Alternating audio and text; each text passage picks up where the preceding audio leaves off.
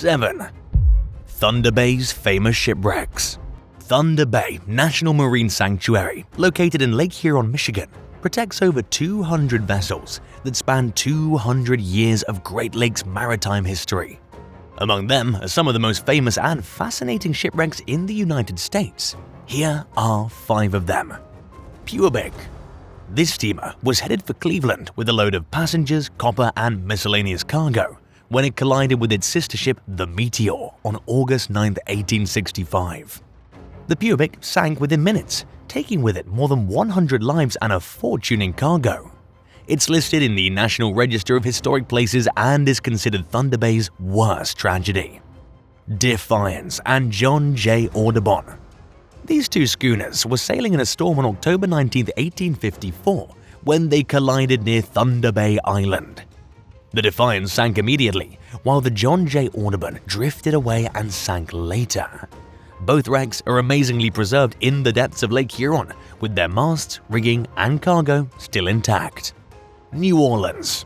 This sidewheel steamer was one of the first steamboats on the Great Lakes, built in 1838. It sank on October 13, 1849, after hitting a reef near Middle Island. It's one of the oldest wrecks in the sanctuary and can be seen from a dive boat or a glass-bottom boat. It's a habitat for fish and aquatic plants. L.M. Mason. This schooner was carrying lumber from Alpena to Chicago when it ran aground on the Presque Isle Peninsula on October 8, 1861. It broke apart and sank in shallow water, where it remains today. It's a favorite shipwreck to visit among snorkelers and kayakers, as it's easily accessible and visible from the surface. Nordmeer. This German freighter was carrying steel and machinery from Antwerp to Milwaukee when it ran aground on Thunder Bay Reef on November 19, 1966. It was stuck for 6 months before it broke up and sank in a storm. It's one of the most recent and largest wrecks in the sanctuary and attracts a variety of fish and wildlife.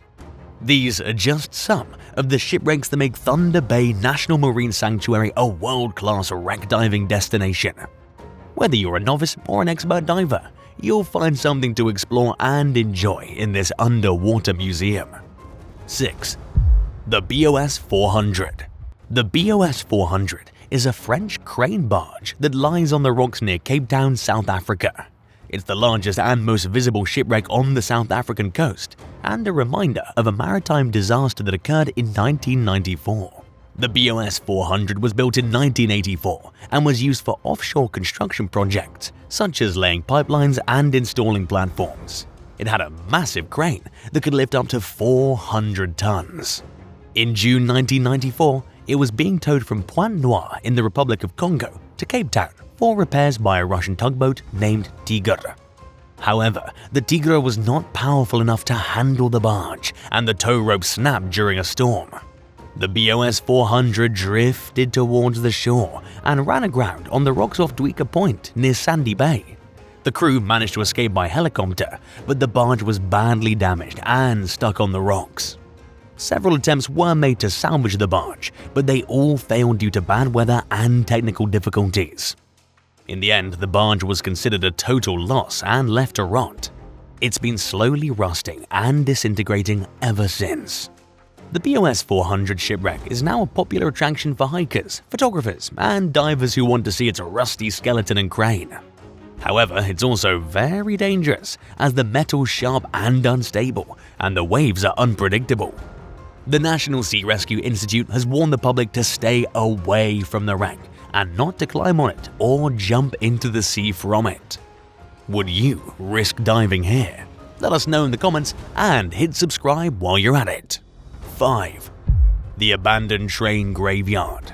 If you're driving along Interstate 10 near Benson, Arizona, you might notice something strange. There are hundreds of train cars lined up on the tracks, stretching for miles and miles in the desert. These are not ordinary trains, but abandoned locomotives that belong to Union Pacific, one of the largest railroad companies in the US.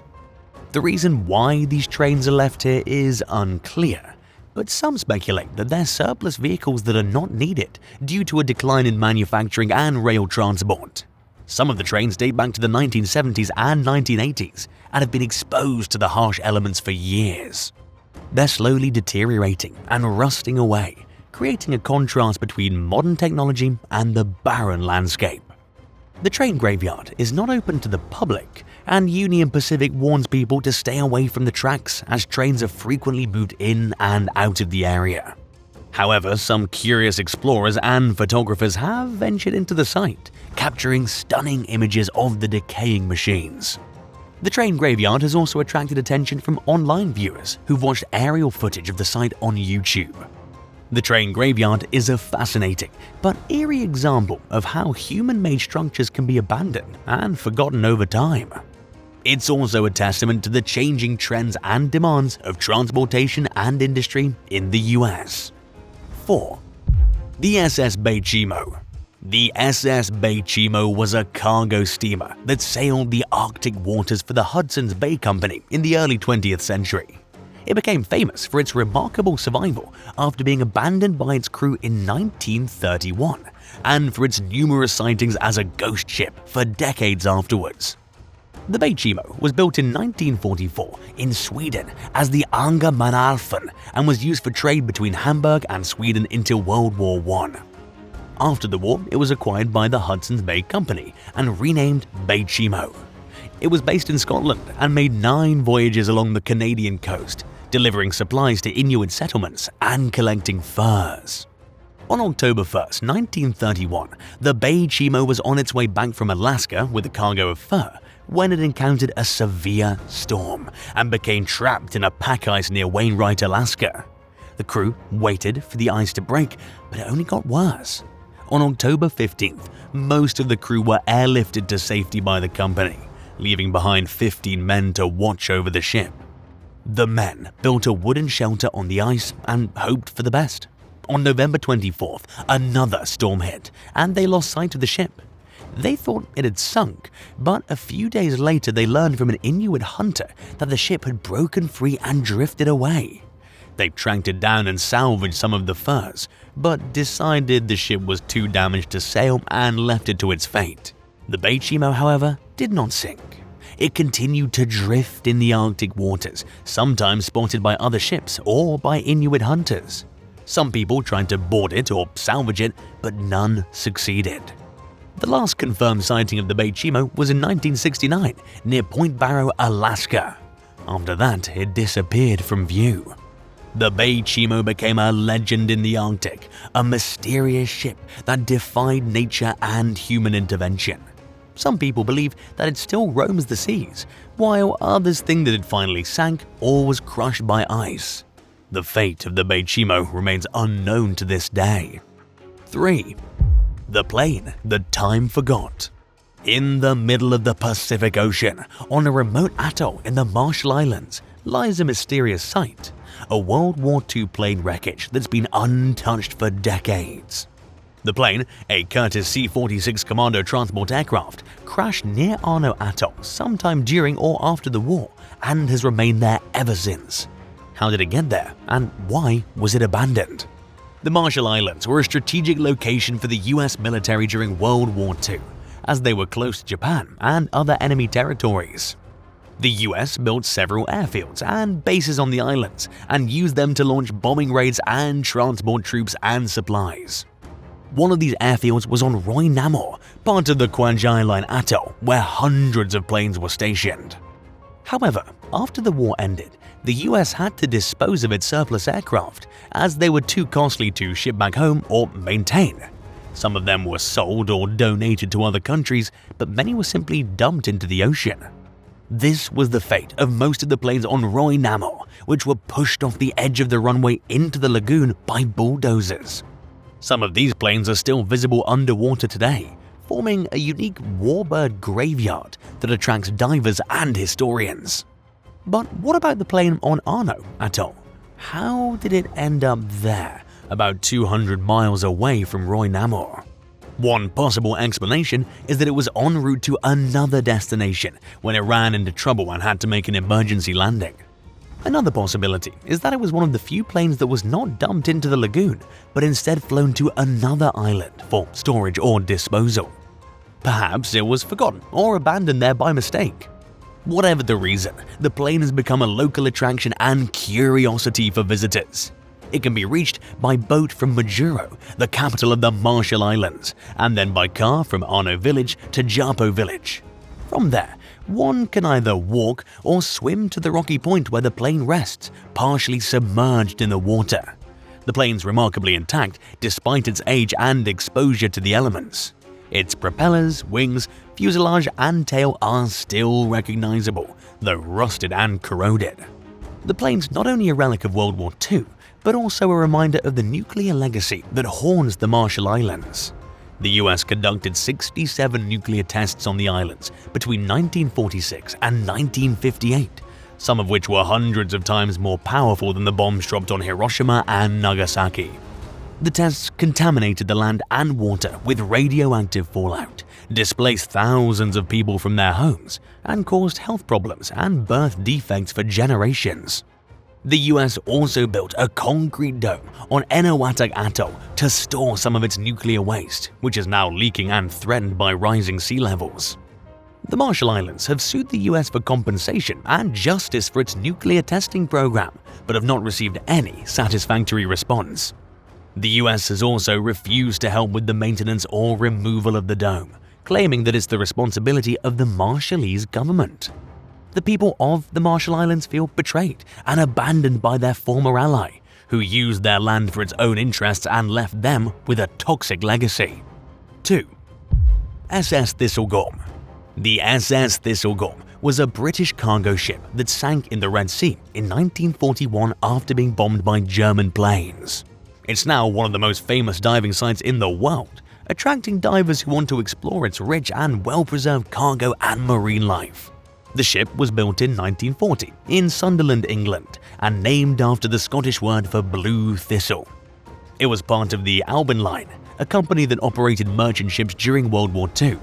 The ship carried various supplies for the British 8th Army in Egypt, such as trucks, motorcycles, tanks, rifles, aircraft parts, and even 2 steam locomotives. The ship left Glasgow in June 1941 and sailed around Africa to avoid the Mediterranean, where German forces were active. It reached the Red Sea and anchored near Shab Ali, waiting for clearance to enter the Suez Canal. However, on the night of October 6th, 2 German bombers spotted the ship and dropped bombs on its 4th hold, where most of the ammunition was stored. The explosion was so powerful that it ripped the ship apart and sent it to the bottom of the sea in less than 10 minutes. 9 crew members and 4 naval gunners died in the attack. The wreck was rediscovered by Jacques Cousteau in 1956 and featured in his book and film The Silent World. He also removed some items from the wreck, such as a motorcycle and a safe. The wreck remained largely unknown until the 1990s, when it became popular among divers who visited Sharm el-Sheikh. The wreck is now a protected site and a war grave. Divers can see many of the original cargo items still intact on the wreck, as well as a variety of fish and coral that have colonized it. The wreck lies at a depth of about 98 feet and is about 420 feet long. It's usually divided into 2 parts, the bow and midships, which are upright, and the stern, which is twisted and detached. The wreck offers a unique glimpse into history and a thrilling adventure for divers. 1. Greenland's lost spy plane. The B-29 Superfortress was a 4-engine bomber that played a crucial role in the Pacific theater of World War II. After the war, some of these planes were modified for reconnaissance missions during the Cold War. One of them was the Keybird, which flew over the Arctic to spy on the Soviet Union. On February 21, 1947, the Keybird was returning from a mission when it encountered bad weather and lost its bearings. The crew tried to find a way back to their base in Alaska, but they ended up over Greenland and ran out of fuel. They had no choice but to crash land on a frozen lake in the remote northwestern part of the island. The crew survived the landing and set up camp inside the plane, hoping for rescue. After 3 days, they were spotted by a search plane and airlifted to safety. The Keybird was left behind on the ice, where it remained for almost 50 years. In 1994, a team of adventurers and mechanics decided to try to salvage the plane and fly it back to the US. They spent weeks repairing and restoring the plane, but during a test run, a fire broke out in one of the engines and quickly spread to the rest of the plane. The team had to abandon their project and watch as the Keybird burned and melted into the lake. Today, only a charred skeleton of the plane remains on the lake bed, a testament to its history and fate. Thanks for watching. Which one of these weird abandoned wrecks is your favorite? Let us know in the comments below and remember to subscribe. See you next time. Bye.